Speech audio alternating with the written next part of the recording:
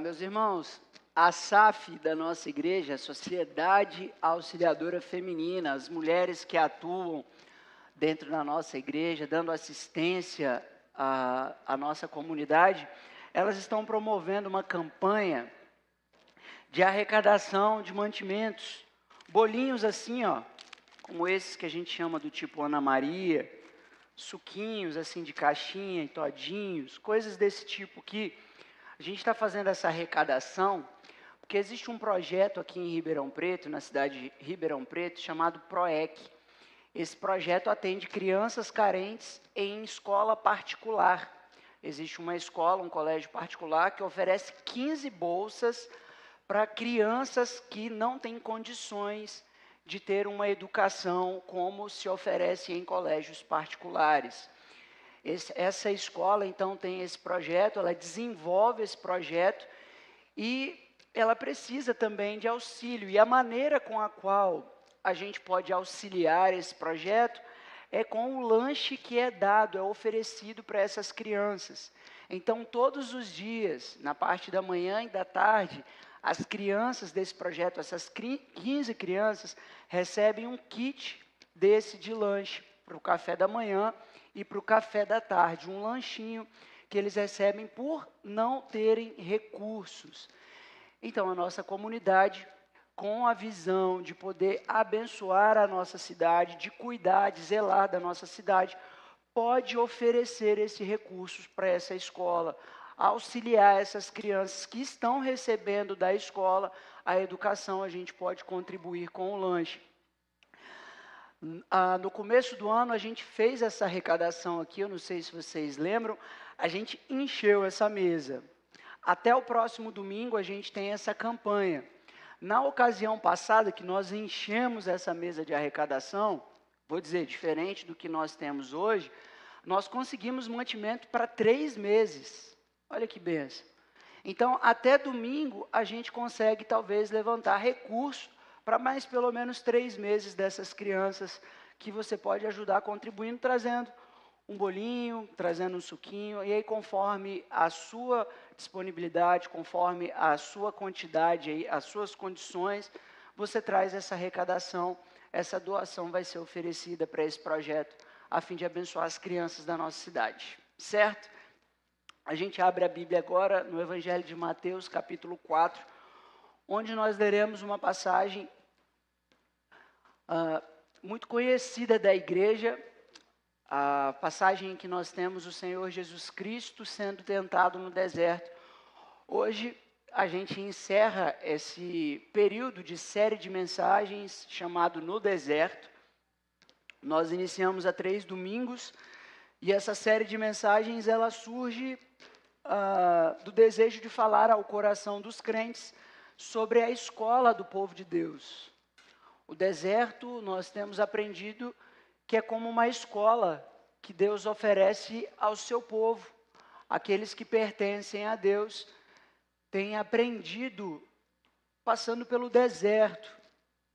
Então, a gente, com o desejo de falar ao coração da comunidade, tendo em vista que cedo ou tarde nós somos enviados a esse aprendizado, a passar pelo deserto, o deserto que pretende amadurecer o nosso relacionamento com Deus, como nós vimos, o deserto que tem como anseio também fazer-nos conhecer a maravilhosa graça de Deus. Então hoje a gente quer encerrar essa série com o mestre do deserto, com aquele que sabe lidar com a escassez, sabe lidar com as tentações e com as provações. A gente vai aprender com o Senhor Jesus, portanto, no Evangelho de Mateus, capítulo 4, onde nós leremos do primeiro versículo ao versículo 11 do texto sagrado. Está escrito, palavra de Deus. A seguir, foi Jesus levado pelo Espírito ao deserto para ser tentado pelo diabo. E depois de jejuar 40 dias e 40 noites, teve fome. Então, o tentador, aproximando-se, lhe disse: Se és filho de Deus, manda que estas pedras se transformem em pães. Jesus, porém, respondeu: Está escrito, Não só de pão viverá o homem, mas de toda palavra que procede da boca de Deus. Então, o diabo o levou à cidade santa, colocou-o sobre o pináculo do templo e lhe disse: se és filho de Deus, atira-te abaixo, porque está escrito: aos seus anjos ordenará ao teu respeito que te guardem, e eles te susterão nas suas mãos, para não tropeçares em alguma pedra. Respondeu-lhe Jesus: também está escrito: não tentarás o Senhor teu Deus. Levou ainda o diabo a um monte muito alto, mostrou-lhe todos os reinos do mundo e a glória deles, e lhe disse: tudo isto te darei, se prostrado me adorares. Então Jesus lhe ordenou: retira-te, Satanás, porque está escrito: ao Senhor teu Deus adorarás, e só a Ele darás culto. Com isto, o diabo o deixou, e eis que vieram anjos e o serviram. Até aí a nossa leitura. Eu quero convidá-lo a também orar, pedindo a Deus instrução, pedindo a Deus iluminação, para que possamos compreender a palavra de Deus. Eterno Deus, Criador dos céus e da terra, no tempo e no espaço, neste dia e neste local, reunidos no nome de Jesus, suplicamos a misericórdia do Senhor. Pedimos que o Senhor ilumine a mente de homens e mulheres finitos e tão pequenos, tão necessitados do conhecimento espiritual. Ajuda-nos, Deus, a compreender a Tua palavra, eu te peço isso. Em nome do Senhor Jesus. Amém. Meus irmãos, que Yahvé, ou Jeová, expressões que aparecem nas Escrituras como o nome de Deus, ou mais especificamente, o nome impronunciável de Deus, a forma como Deus se revela, com palavras que na verdade, são formadas por consoantes, não tem vogais. Então, uma palavra indizível, mas que talvez o mais próximo disso seja Yahvé, ou Javé, que ele é um Deus de aliança. Os registros bíblicos mostram para a gente, e a gente não pode ter dúvida disso, de que Deus faz aliança. Deus fez aliança com Adão na criação, fez aliança com Noé, daí você deve se lembrar do sinal da aliança com Noé, o arco-íris. Deus fez aliança com Abraão, fez aliança com Moisés no Monte Sinai, fez também com Davi, aliança do reino. E por fim, aliança também com o Senhor Jesus Cristo, por meio de quem nós recebemos a graça de Deus. Em todas as alianças que nós encontramos nas Escrituras, há exigências. Exigências das quais o homem é submetido ao teste prova, que vai além de uma questão espiritual. O homem, quando criado, Adão e Eva, ali no Éden, foi colocado à prova no que diz respeito a cuidar de todo o jardim, zelar pelo jardim. Além disso, ele tinha disponível diante dele tudo quanto ele podia comer. Mas uma árvore foi posta no jardim, da qual ele não podia comer. Isto para lembrar o homem de que ele não é Deus. O homem que é posto no jardim para desfrutar de toda a criação, como um vice-governante, como alguém que estava ali para dominar toda a criação e desfrutar de toda a criação, ali no jardim é posto uma árvore com a qual o homem não podia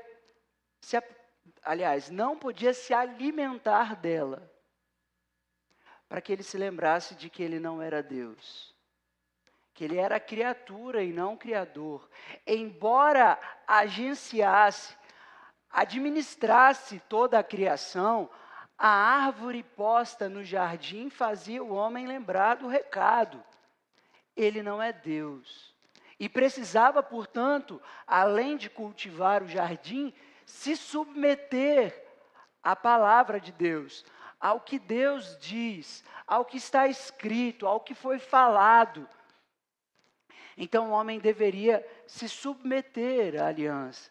Adão, como representante da humanidade, falhou no teste prova. Falhou no que diz respeito à submissão. Ele vinha cultivando e zelando do jardim que foi criado. Ele pôs nome nos animais, conforme ele deveria.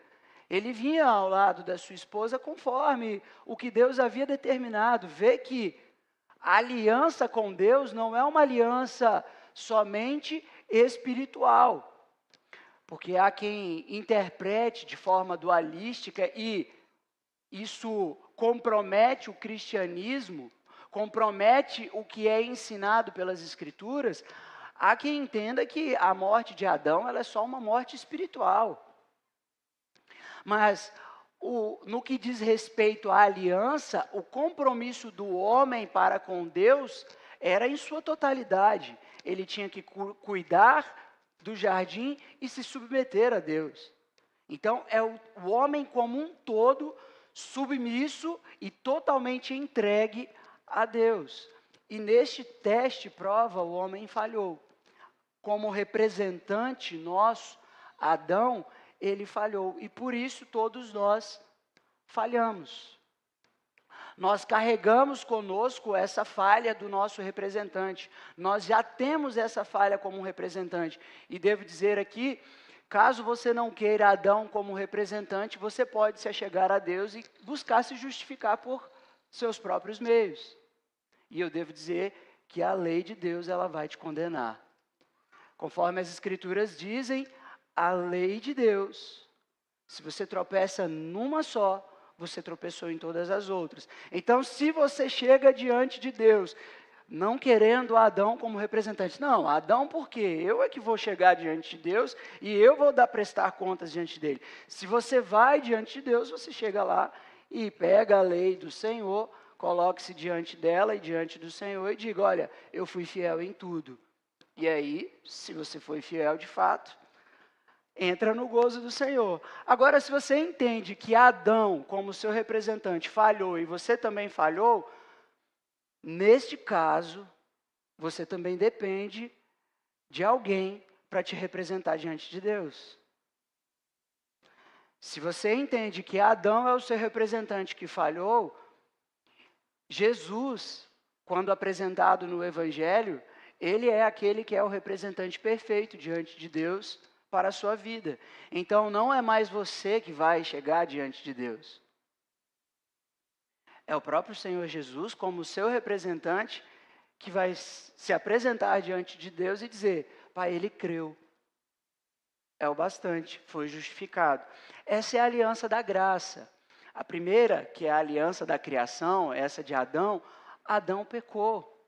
Agora, quando nós falamos que o homem não é salvo pelas obras, a gente precisa considerar que o homem não é salvo pelas obras, considerar que sim, o homem é salvo pelas obras, mas não pelas suas próprias obras.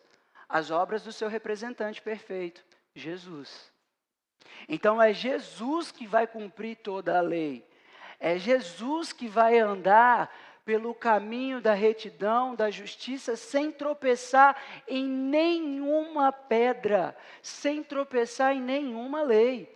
E por essa razão, Jesus é apresentado nas Escrituras como representante perfeito para advogar a nossa causa. Para se colocar diante de Deus como um representante perfeito, que pode justificar-nos diante do Senhor. Daí a gente precisa, para ter uma aliança com Deus, desse representante Jesus, para que a gente tenha paz com Ele. Então, Jesus é o segundo Adão. A gente vai aprender isso com o próprio apóstolo Paulo. Na primeira carta aos Coríntios, capítulo 15, os versículos ali 45 em diante, Paulo vai falar do primeiro Adão e vai dizer que o primeiro Adão é natural e que o segundo é espiritual. O primeiro é Adão, aquele que falhou, e nós falhamos em Adão. O segundo é espiritual, este é perfeito, que é apresentado diante de Deus, Jesus. Este espiritual, e por isso nós somos aqueles que recebem do próprio Deus a regeneração, e essa regeneração ela se dá pelo poder do Espírito que vem sobre nós, e o Espírito que agora habita em nós nos faz homens e mulheres espirituais, que discernem as coisas espirituais, que discernem espiritualmente a palavra de Deus, por causa de Jesus, por causa da obra de Jesus. Cristo, então, ele é representante e Salvador, que também foi colocado à prova. Como eu disse, todos na aliança são colocados à prova, desde Adão, também o Senhor Jesus Cristo. Ele é colocado à prova e tem plena e perfeita aprovação no teste prova.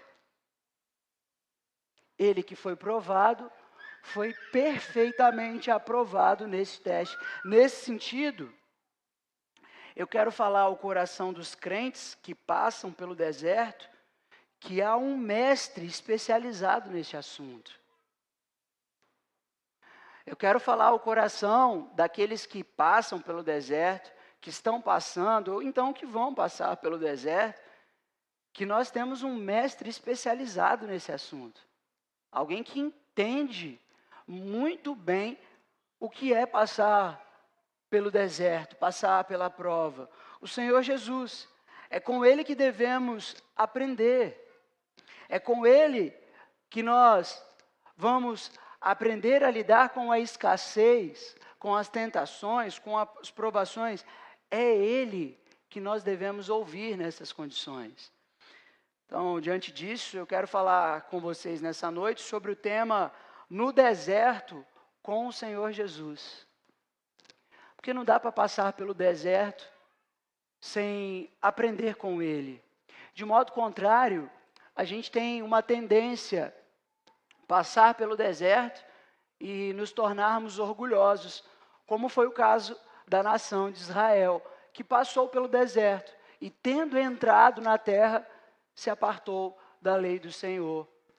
Deixou a lei do Senhor, porque julgou que era justo diante de Deus. Então a gente precisa aprender com quem passou de verdade pelo deserto, com quem foi aprovado no deserto. E Jesus é aquele que vai nos ensinar. E esse texto que nós acabamos de fazer a leitura, Mateus capítulo 4, ele aparece nos 3 evangelhos, Mateus, Marcos e Lucas. Todos eles relatam o episódio de Jesus sendo levado ao deserto. E ele é levado ao deserto após o batismo. O capítulo 3, se você tem a Bíblia aberta, você vai ver no versículo 13 que Jesus dirigiu-se da Galileia para o Jordão, a fim de que João o batizasse. Isso é um ato voluntário. Quando o texto diz que Jesus foi para o deserto para ser batizado, isso está significando aqui para nós que Jesus voluntariamente assumiu o pecado que era nosso. Mas por quê, pastor? Por qual razão a gente infere que Jesus, ao ir para o deserto ser batizado, Jesus está assumindo voluntariamente o lugar de pecador? Porque o batismo ele era para arrependimento, mas Jesus não tinha pecado. Não havia pecado em Jesus. Então não havia necessidade de batismo para Jesus. Mas ao assumir a posição de ser batizado e cumprir a justiça, Jesus voluntariamente está tomando o lugar de alguém, o nosso lugar, o lugar do seu povo, da sua igreja. Então, voluntariamente, ele vai para o deserto para ser batizado, e é batizado por João. E aí, então, a gente vai ver no capítulo 4, depois disso, imediatamente, ele foi levado pelo Espírito Santo, versículo 1.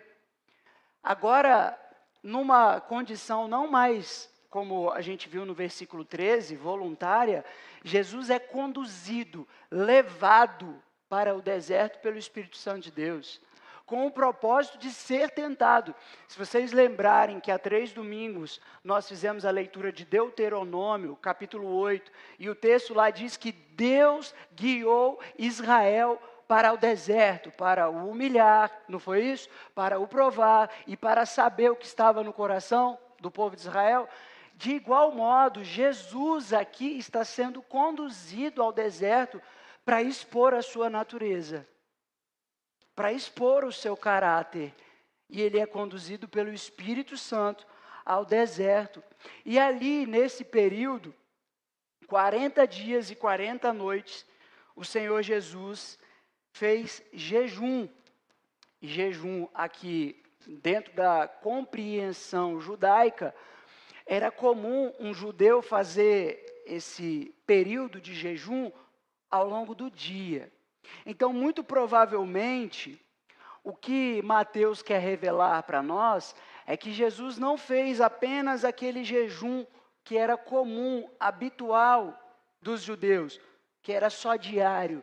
Ele fez o jejum de todos os dias, dias e noites, abstendo-se de qualquer tipo de alimento, não comendo absolutamente nada. E aí, então, é quando surge o tentador. Tendo Jesus jejuado por esses 40 dias e 40 noites, é que surge o tentador, como a gente vê no texto, aproximando-se. A gente vê isso no texto, meus irmãos, de forma amigável. É curioso pensar que a tentação, a primeira tentação que Jesus vai sofrer com Satanás, ela não surge como algo explosivo, algo terrível. Satanás aparece diante dele para amedrontá-lo. Não, Satanás aparece diante dele de forma amigável, sugerindo, trazendo a hipótese de algo que poderia proporcionar-lhe bem-estar. Podia trazer descanso, saciar a sua fome de forma amigável. Porque Satanás, ele é aquele que engana, que sabe ludibriar, que tem o traquejo nas palavras, sabe colocar as palavras com a finalidade de enganar, de seduzir, de tirar da rota. Quero fazer um parêntese aqui, antes de citar o primeiro ponto, a despeito desse tema, no deserto com o Senhor Jesus, e citar as palavras de C.S. Lewis. C.S. Lewis escreve em Cartas de um Diabo ao Seu Aprendiz, que existem 2 erros comuns entre os cristãos. O primeiro é acreditar demais em Satanás. É fazer com que tudo seja culpa de Satanás. E parece que às vezes a gente tem essa tendência. Se a gente tropeça na rua, a gente acha que é coisa do inimigo. Qualquer coisa que acontece no nosso dia a dia, a gente atribui a Satanás.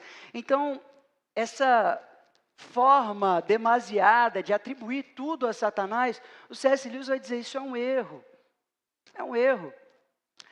Também é um erro não acreditar em Satanás. Não acreditar na existência de Satanás.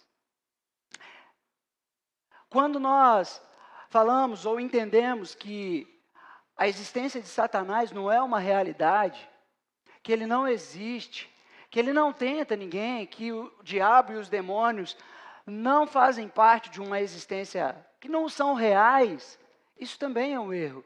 E as Escrituras estão mostrando para nós que o Senhor Jesus Cristo, ele precisou lidar tete a tete com o príncipe da potestade do ar, daquele que opera sobre as regiões celestiais, como Paulo vai fazer menção.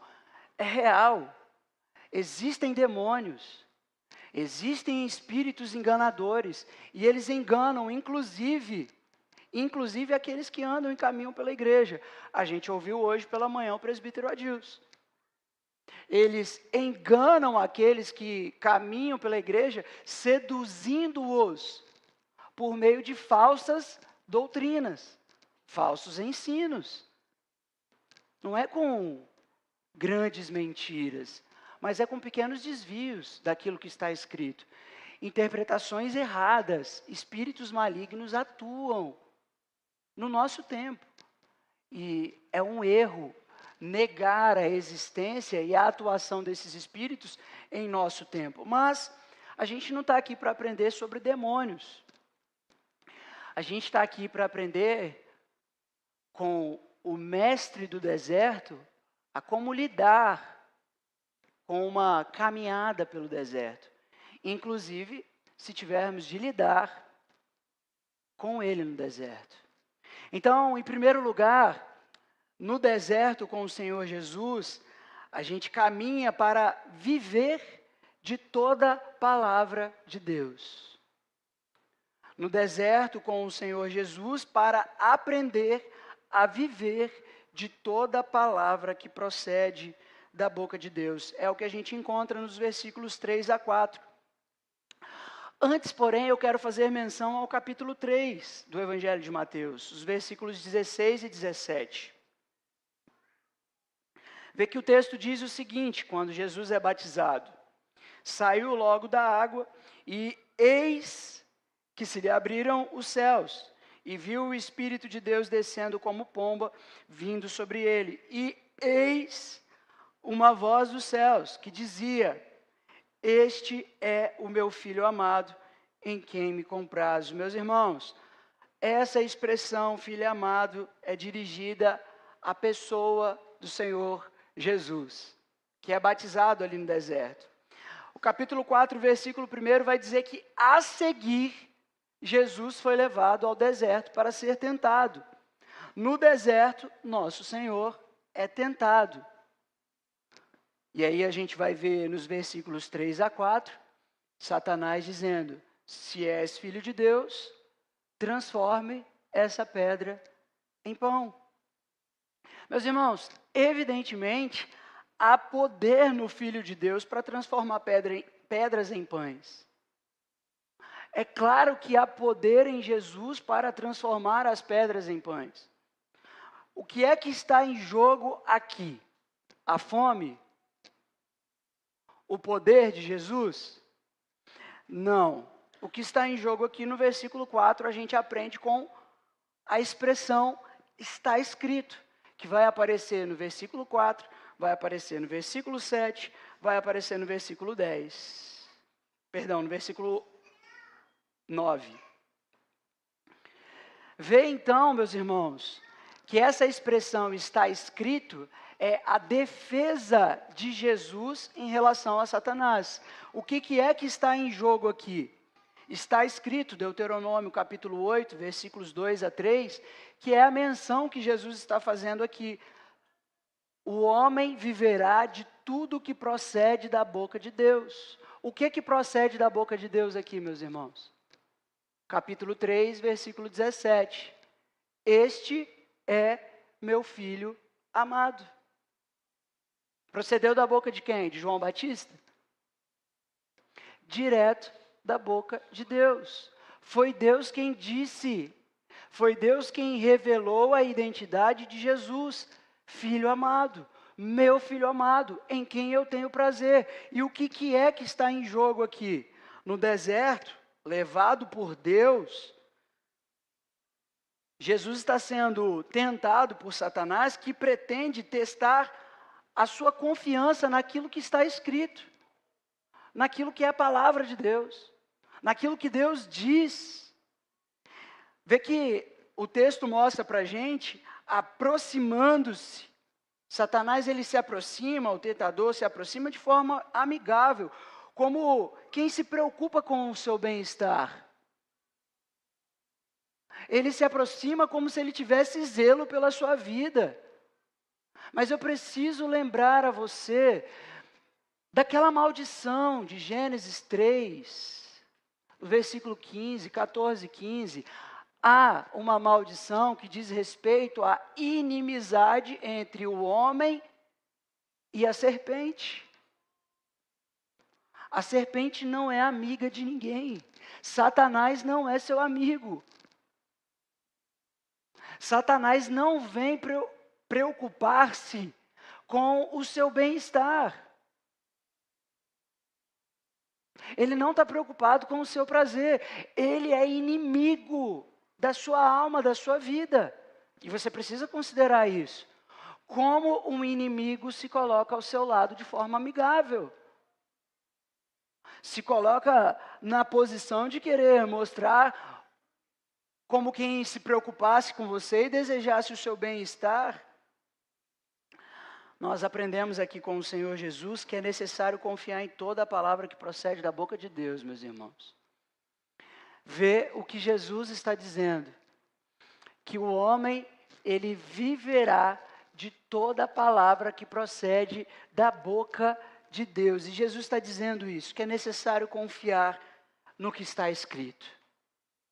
É necessário confiar na palavra de Deus. Agora, deixe-me perguntar, o quanto você conhece da palavra de Deus? Para que passando pelo deserto, se tentado, você permaneça confiando naquilo que está escrito. O quanto você conhece da palavra de Deus. Eu quero abrir alguns textos com vocês. Se a gente for agora ao Evangelho de João, capítulo 1, a gente vai aprender algumas coisas, ou pelo menos relembrar algumas coisas a respeito da identidade que o povo de Deus tem. O Evangelho de João, capítulo 1, versículo 12 e 13, dizem o seguinte: mas a todos quantos o receberam, deu-lhes o poder de serem feitos filhos de Deus, a saber, aos que creem no seu nome, os quais não nasceram do sangue, nem da vontade da carne, nem da vontade do homem, mas de Deus. O Evangelho de João, capítulo 1, versículos 12 e 13, está falando da identidade daqueles que creem. Identidade por quê? Porque você não nasce de novo porque você quer. Você não nasce do Espírito porque você quer. Você nasce da vontade do próprio Deus. É Deus quem regenera o seu coração. É Deus quem atua aí dentro do seu coração, regenerando o seu coração com a finalidade de fazer aquele que antes era chamado criatura de Deus, criação de Deus, representada por Adão, agora seja chamado filho de Deus. Não sou eu que estou dizendo. As Escrituras dizem isso. Que aqueles que recebem Cristo, que creem em Cristo, têm o direito de serem chamados filhos de Deus. E aí, eu quero fazer um adendo ao que está escrito em Romanos, carta de Paulo aos Romanos, no capítulo 5, versículo 8. Deus prova o seu próprio amor para conosco pelo fato de ter Cristo morrido por nós, sendo nós ainda pecadores. O que esses dois textos estão revelando acerca da identidade daqueles que creem em Jesus? Filho amado. O direito de ser chamado filho amado. É isso o que as Escrituras dizem a respeito de quem crê em Jesus. Filho amado de Deus. Deus provou o seu amor para conosco enviando o seu Filho para morrer no nosso lugar, para que nós tomássemos lugar com Ele, assento com Ele, na posição de filho amado. Se a gente lê o que está escrito em Efésios capítulo 1, Paulo escrevendo aos Efésios no capítulo 1, ele vai dizer que nele, em Cristo, Ele nos escolheu, nos predestinou, nos amou, tudo para o louvor da sua glória. O quanto você sabe das Escrituras? Porque se a gente está lendo, a gente está vendo que toda a Escritura aponta para Jesus. Toda a Escritura do Antigo Testamento e Novo Testamento aponta para Jesus.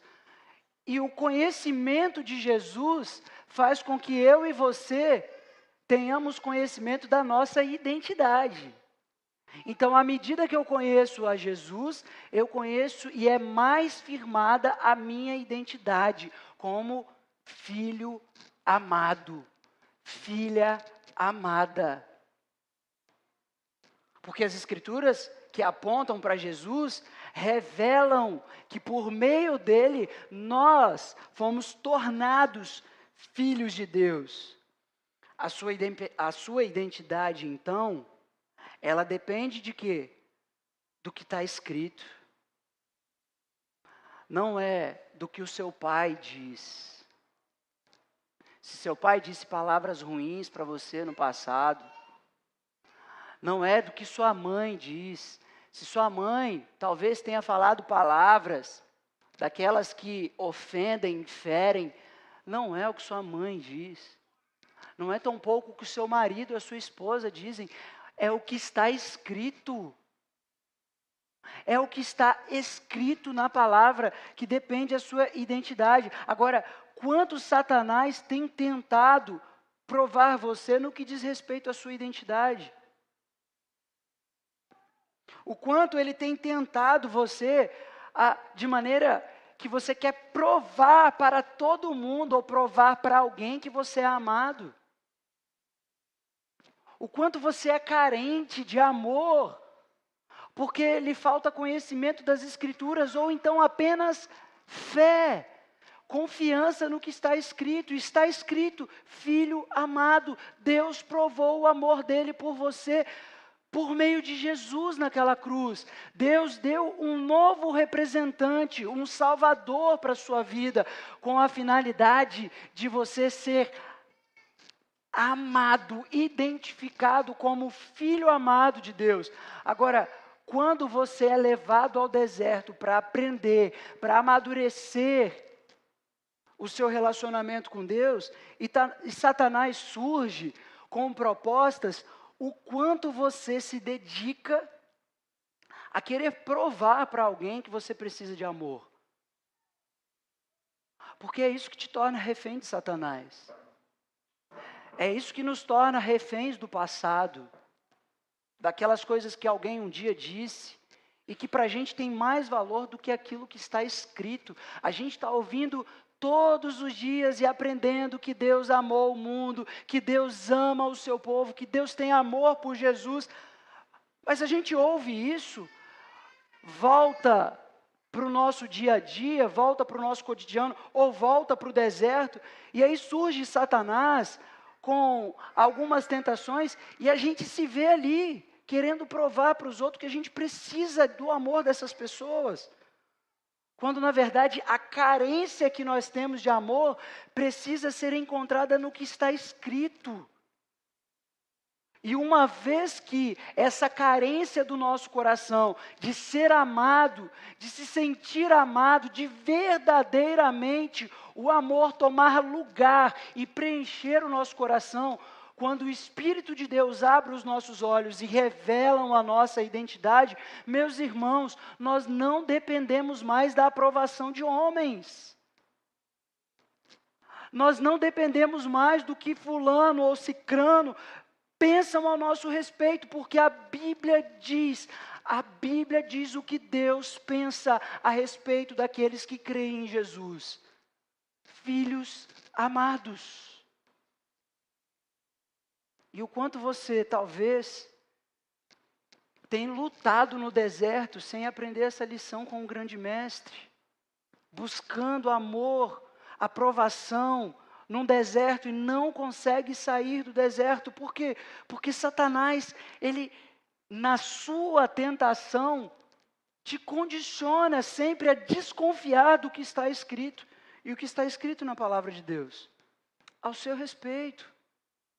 Filho amada, filho amado e filha amada. As Escrituras apontam para Jesus e por meio de Jesus as Escrituras dão a nós uma identidade de filhos e filhas, que são guiados e levados pelo Espírito ao deserto. E quando a gente é levado pelo Espírito ao deserto, a gente precisa aprender com o grande mestre do deserto, com Jesus, a confiar no que está escrito. Porque quando Satanás propõe para Jesus que ele transformasse pedras em pães, ele estava considerando a existência de Jesus. Que a sua existência dependia de matéria. E o que Jesus está mostrando com o que está escrito, com a palavra de Deus, que Deus é o criador da matéria. Então o homem não depende de uma matéria já existente, porque se Deus quiser sustentar o homem num deserto de escassez, Ele pode trazer ex nihilo, do nada, a existência, algo que te alimente, como Ele fez com Elias. Um anjo trazendo pão e água para Elias no deserto. Deus traz à existência o que Ele quer, porque conforme está escrito, Ele é Deus para sustentar o seu povo no deserto. E a gente precisa aprender a confiar como o Senhor Jesus. Confiar no que está escrito. Mas, considerando que Jesus ele tinha poder para transformar pedras em pães, a gente também tem capacidades. A gente também tem capacidades no deserto. E Satanás vem provar-nos assim: você é capaz de provar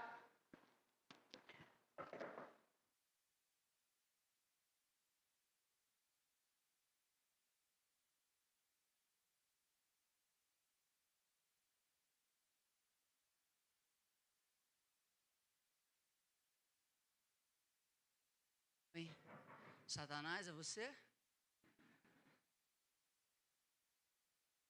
Sai, em nome de Jesus.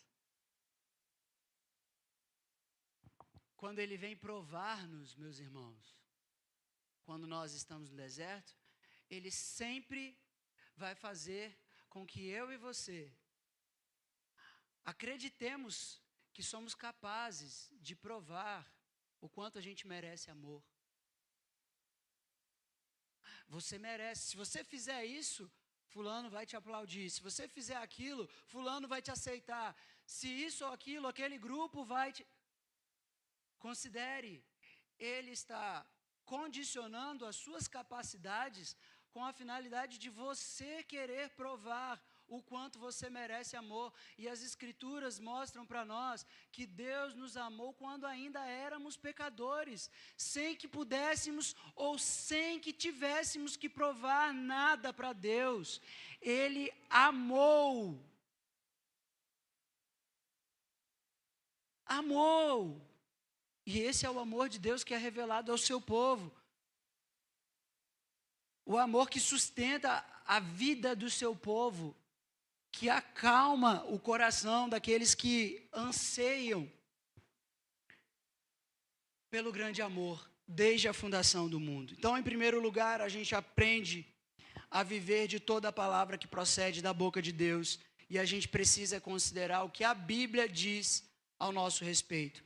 Em segundo lugar, a gente vai passar pelo deserto com o Senhor Jesus para aprender a não colocar o Senhor à prova. Os versículos 5 a 7 vão mostrar para nós isto. Satanás, no primeiro momento, de maneira amigável, se aproxima de Deus, se aproxima de Jesus com a finalidade de testá-lo, considerando se és o Filho de Deus, Agora o versículo 5 vai dizer que ele leva o Senhor Jesus à cidade santa e coloca sobre a extremidade do templo e diz: se você é filho de Deus, atira-te abaixo. Agora vê o seguinte, porque está escrito. Agora, Satanás está provando a interpretação das Escrituras. Porque não basta apenas sabermos o que está escrito na Bíblia. Não basta apenas saber uns versículos, como a gente aprende, grava, memoriza versículo, mas que a gente não sabe aplicar no nosso dia a dia. A gente aprende que Deus amou o mundo de tal maneira, mas a gente não sabe aplicar isso. E é exatamente nesse âmbito onde nós achamos que conhecemos a palavra de Deus, julgamos um certo conhecimento da palavra de Deus, que nós somos testados, porque não sabemos aplicar o que está escrito. E aí, ó, o versículo vai dizer, o versículo 6, porque está escrito, aos seus anjos ordenará a teu respeito, que te guardem. Ele está fazendo menção ao Salmo 91, gente, que fica aberto lá na nossa casa, o Salmo 91, para poder ungir a nossa casa. Que a gente tem lá aberto, mas não sabe usar, não sabe aplicar, não sabe o que fazer com aquele salmo.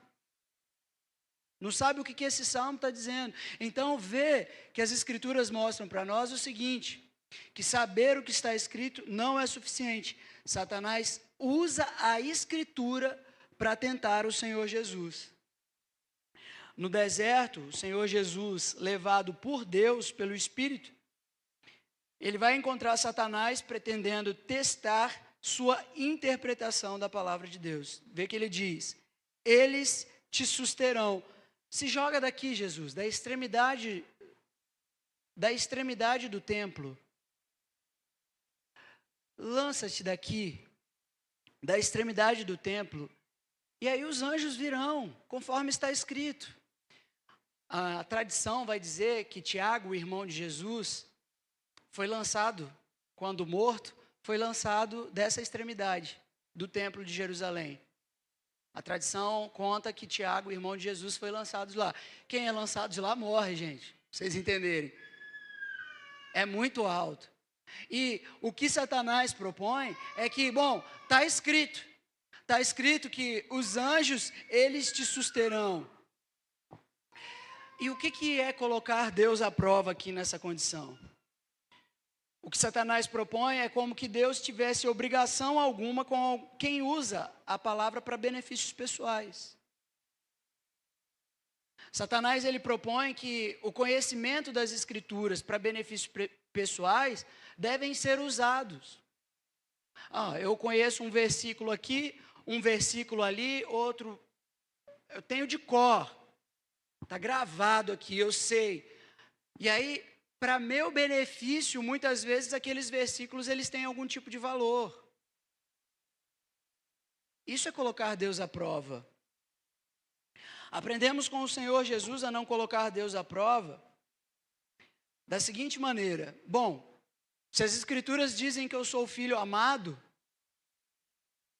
então eu posso viver como eu acho que eu devo viver. Porque a Bíblia diz que Deus me amou. Porque a Bíblia diz que Deus me ama. Porque a Bíblia diz que eu sou santo. Porque a Bíblia diz que eu sou eleito.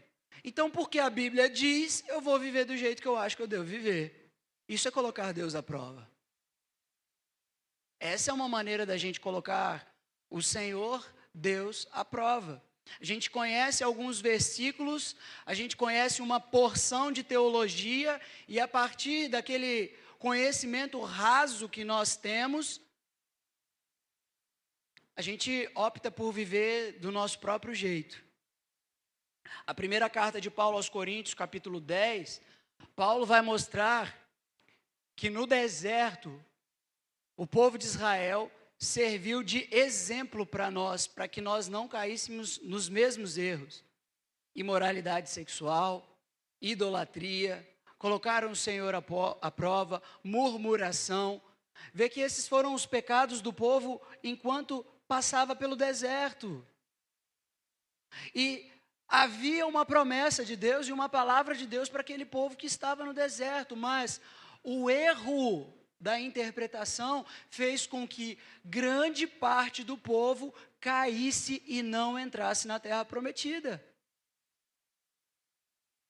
É o que Satanás, o inimigo, quer. O inimigo das nossas almas, aquele que aproxima-se muitas vezes de forma amigável, propondo bem-estar para nós, é exatamente o que ele quer, é induzir-nos, pelo conhecimento raso que nós temos das Escrituras, ao erro. E, meus irmãos, a gente se satisfaz com um pouquinho que a gente aprende no domingo. A gente passa o restante da semana, grande parte das vezes, sem ter qualquer contato com as Escrituras. Sem ter um tempo de oração, sem ter um tempo de leitura. A gente tem aqui na terça-feira um tempo de estudo, de oração, mas para a gente talvez seja muito além do domingo. E aí a gente vai aprendendo a pegar um versículo aqui, outro versículo ali, e a partir disso a gente vai, muitas vezes, por meio de Satanás, ser tentado e colocar Deus à prova. Senhor, mas eu sei esse versículo de cor. Devo dizer a você, se você não souber aplicar o que está escrito, você vai ser enganado por Satanás. Olha como que a gente coloca Deus à prova. Vou citar aqui pelo menos 2 exemplos. A gente ora pedindo a Deus para crescer espiritualmente, mas a gente não lê a Bíblia, porque é um meio ordinário. A gente chama de meios de graça. A gente às vezes fala, Senhor, eu quero crescer no conhecimento. Me ajuda, Senhor, a crescer. Me ajuda, Senhor, a não pecar. Mas eu não estudo a Bíblia regularmente. Eu não tenho uma vida de oração, que também é um meio de graça. Eu não tenho uma vida de oração regular. É colocar Deus à prova. É falar, Senhor Deus, faz o meu trabalho aí. Faz o meu trabalho aí. Me faz conhecer aí, sem eu poder precisar de enfrentar uma leitura, sem eu precisar de fazer parte de uma igreja, porque fazer parte de uma igreja também é um meio de graça. E às vezes a gente não quer fazer parte de uma igreja. A gente não quer ter um comprometimento com uma igreja. Então, Senhor, faz isso por mim, faz aquilo pela minha vida, para que isso ou aquilo, mas veja, os meios de graça que Deus nos deu, os meios ordinários, leitura, oração, participação na vida da comunidade, participação da Santa Ceia. Estas coisas, como meios de graça que Deus nos deu, a gente ora pedindo a Deus, mas os meios de graça que nós temos, nós não fazemos uso. É colocar Deus à prova. Outro exemplo. Deus, por favor, a gente põe a mão na cabeça do menino, da menina, enquanto filho. Deus, por favor, ensina o meu filho, guia o meu filho pelo caminho, protege o meu filho no caminho, mas eu não levo ele à igreja, para que ele aprenda, para que ele ouça a palavra. Eu não abro a Bíblia regularmente com o meu filho e ensino o que está escrito. É colocar Deus à prova, gente. É falar, Senhor Deus, faz o meu trabalho aí, fazendo favor, que eu tenho outras ocupações. Eu tenho que dar conta de WhatsApp, eu tenho que dar conta de responder o trabalho, eu tenho que dar conta de um monte de coisas, 24 horas, não está dando para fazer uso dos meios de graça. E aí a gente faz esse tipo de oração. Isso é colocar Deus à prova, meus irmãos. E Satanás faz isso com o que está escrito. Ele faz a gente acreditar que aquela porção das Escrituras, elas por si só, elas vão nos resguardar. A gente precisa crescer e prosseguir em conhecer. Prosseguir no conhecimento das Escrituras, para lidar com Satanás até mesmo no deserto, quando a gente lida com situações como no deserto.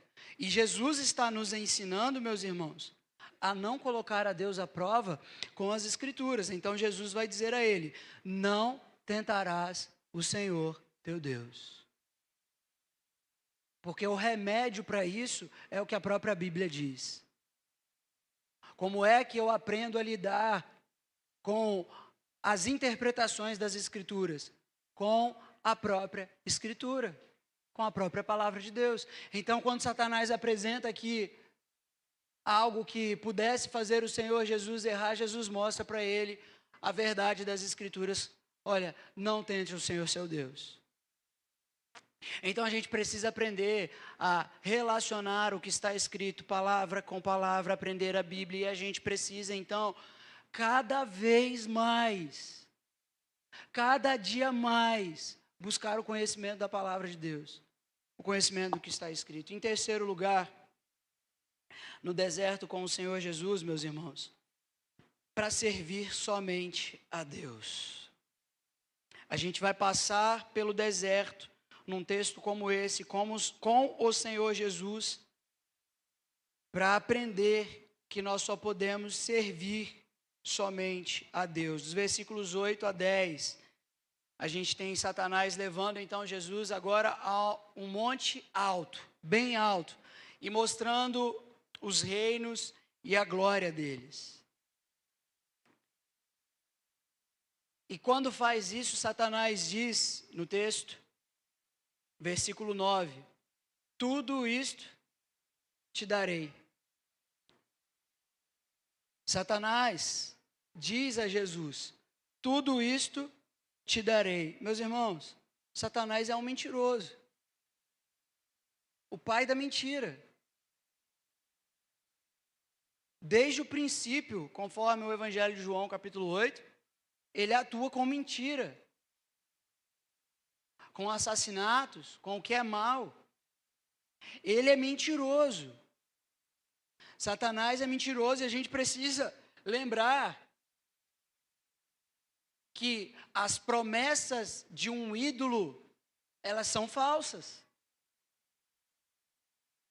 Aquilo que um ídolo, aquilo que um demônio, aquilo que Satanás promete oferecer, ele não pode dar. Satanás é um mentiroso e ele não pode te dar nada.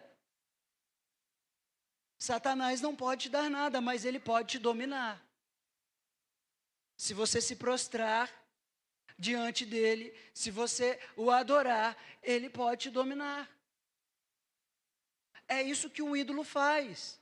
O ídolo domina, ele não dá, ele promete, um ídolo promete, não entrega e aprisiona.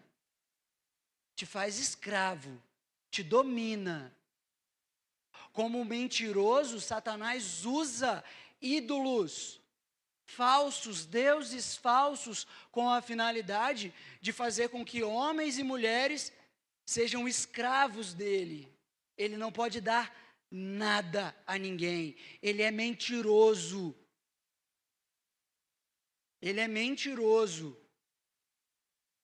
Ele não pode te dar nada, mas ele pode te dominar. Vê que o ídolo, ele tem boca, mas não fala, tem olhos, mas não veem, ouvidos, mas não ouvem, tem pés, mas não podem andar.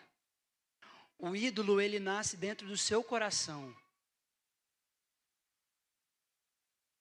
O ídolo nasce dentro do seu coração. E é você quem o alimenta. Conforme as promessas que ele faz, você faz promessas para você mesmo. A gente se engana com promessas que na verdade são falsas. Promessas de felicidade, e o mundo é caído.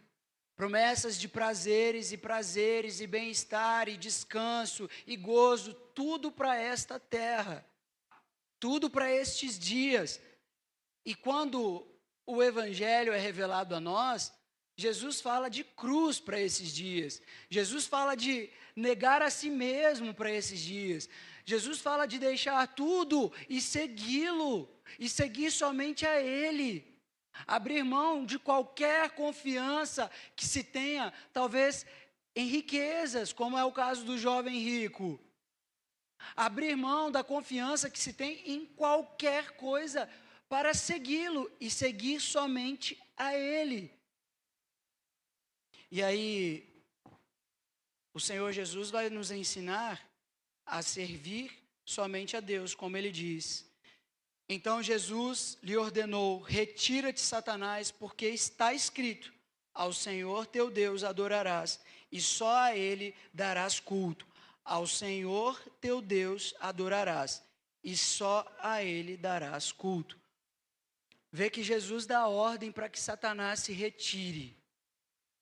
E ele o deixa. Enquanto ele diz, ele faz menção ao que está escrito. Se vocês querem, como eu fiz menção aqui a C.S. Lewis, agora eu vou fazer menção ao que os apóstolos dizem.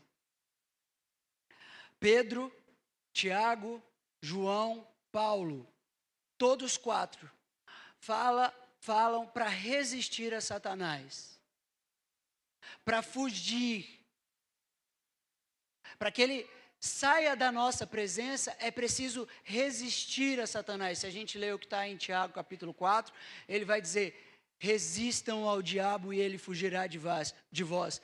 Submetam-se a Deus. A única maneira de o diabo deixar você no deserto é você se submetendo à palavra de Deus. É você se humilhando na presença de Deus. A única maneira de você resistir ao que Paulo diz na carta aos Efésios, capítulo 6, de você resistir às ciladas de Satanás, de você resistir os dardos inflamados do inimigo, a única maneira é você se submetendo a Deus, se revestindo da armadura de Deus, conhecendo a palavra de Deus, se dedicando aos meios de graça como oração e uma vida comunitária. Isso é necessário para que Ele nos deixe. Vê que o Senhor Jesus vai dizer: ao Senhor teu Deus adorarás, e só a Ele darás culto. Meus irmãos, a gente não está falando aqui de domingo à noite vir à igreja. É mais do que isso. É ter uma vida de serviço. Então, como é que nós poderíamos sintetizar servir somente ao Senhor? Nas palavras do Senhor Jesus, no resumo dos mandamentos: ame a Deus e ame o seu próximo. Amando a Deus e amando o seu próximo. Essa é a maneira de nós servirmos ao Senhor. Dedicando a nossa vida e o nosso coração a Deus e dedicando-se uns aos outros. Meus irmãos, Filipenses capítulo 2, versículos 5 a 8, Paulo vai dizer a respeito de Jesus e ensinar à igreja de Filipos o seguinte: tende em vós o mesmo sentimento que houve também em Cristo Jesus, pois ele, subsistindo em forma de Deus, não julgou como usurpação ser igual a Deus, antes a si mesmo se esvaziou, assumindo a forma de servo, tornando-se em semelhança de homens e reconhecido em figura humana, a si mesmo se humilhou, tornando-se obediente até a morte e morte de cruz. Aqui, o que esse texto propõe para nós como entendimento é uma síntese do que nós estamos falando até agora. Que Jesus podia transformar as pedras em pães, ele tinha poder para isso? Tinha, obviamente. Ninguém aqui vai discutir o poder daquele que acalma a tempestade, daquele que faz um cego enxergar, daquele que faz um paralítico andar. A gente não vai julgar o poder de Deus. Jesus tinha poder para essas coisas, mas mesmo ele tendo poder e sendo capaz de realizar todas essas coisas, ele abre mão. Para quê? Para lavar os pés de discípulos, para servir os seus discípulos, para ensinar os seus discípulos a amarem uns aos outros. É sobre isso, meus irmãos. Servir a Deus é mais do que vir à igreja ao domingo, é aprender com Jesus como se serve a Deus de verdade. Amando uns aos outros. Se humilhando, como as Escrituras dizem, mesmo eu sendo capaz de fazer determinadas coisas, abrindo mão de fazê-las, para que o outro tenha espaço, para que o outro receba também o ensino, para que o outro também ouça a voz, para que o outro também ouça a palavra. Quantas coisas nós somos capazes de fazer aqui dentro E que talvez a gente pudesse assim falar, opa, eu não vou fazer agora, porque eu vou servir o meu irmão. Que eu vou favorecer o meu irmão, o meu irmão. Meus irmãos, é sobre a gente servir a Deus e servir ao próximo. Quanto você dedica tempo a Deus e ao benefício de outro, do seu próximo? O quanto você se dedica a Deus e ao benefício do outro? Talvez este seja um indicativo da sua adoração. Talvez este seja o indicativo da sua adoração. Talvez você consiga considerar o tempo que você dedica a Deus e o tempo que você tem dedicado para que a sua comunidade, pessoas dessa comunidade, ouçam a palavra de Deus ou tenham contato com Deus.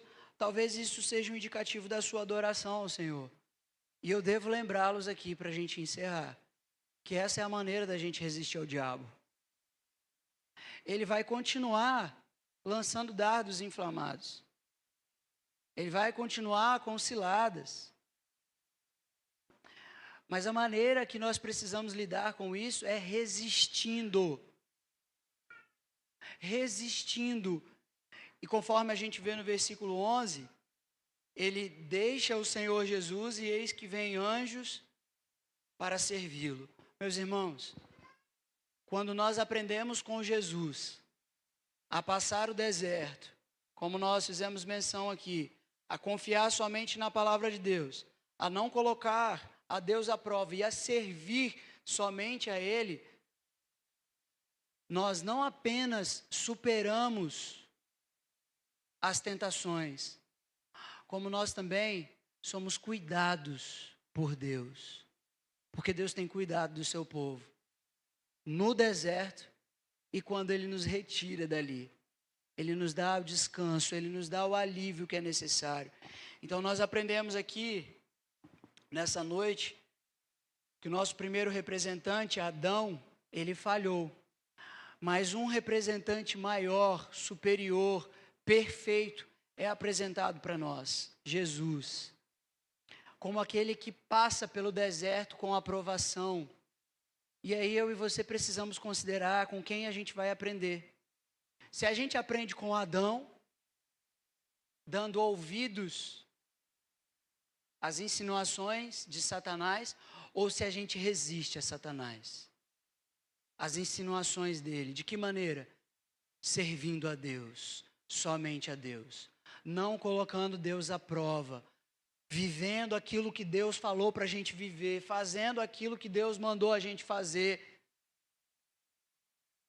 E confiando nas Escrituras, confiando na palavra, ainda que a gente não entenda. Ainda que a gente não entenda. Se você puder, coloque-se de pé, eu quero orar com você.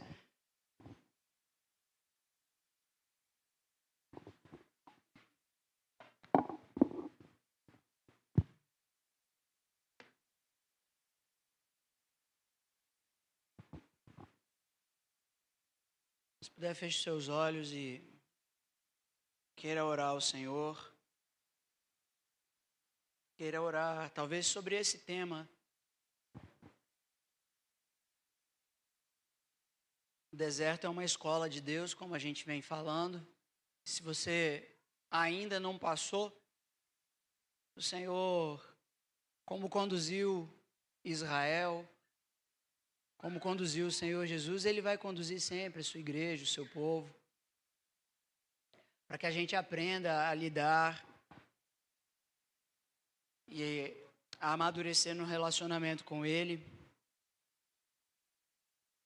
Se você está passando pelo deserto, peça a Deus para que o ensino das Escrituras te faça fiel em toda aprovação, em toda tentação que você esteja passando. Ou ore a Deus para que, quando você chegar no deserto, quando Ele te levar ao deserto, aquelas coisas que a gente tem aprendido aqui, a gente possa usar como instrumentos para sermos encontrados fiéis no deserto. E então sermos acolhidos por Deus na terra prometida. Pai, em nome de Jesus, te dou graças essa noite por aquilo que a gente vem ouvindo aqui e aprendendo aqui com as Escrituras. Elas nos mostram que o deserto tem muito a nos ensinar. Pai, por favor, dá-nos um coração ensinável, dá-nos um coração quebrantado, seja antes de entrar no deserto, seja até mesmo durante o deserto, ou até mesmo depois, pelo abrir dos nossos olhos, só não nos deixe perecer no deserto.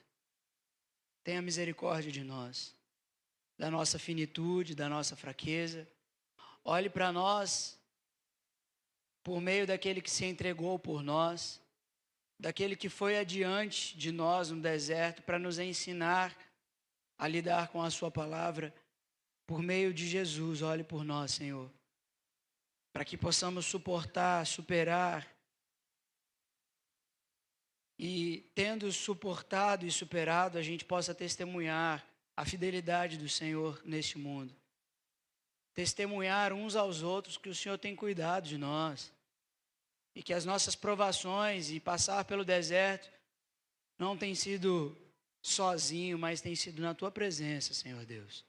Pai, por favor, pelo poder do nome de Jesus, pela Tua palavra, ensina-nos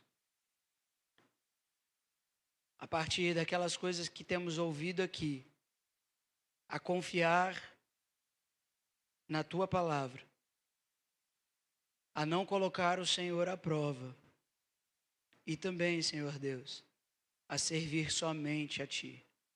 Eu oro junto dos meus irmãos, em nome de Jesus. Amém. Meus irmãos, recebam a bênção, que a graça do Senhor Jesus, o amor de Deus e a comunhão com o Espírito Santo seja com a vida de cada um de vocês, até que o Senhor Jesus venha. Amém.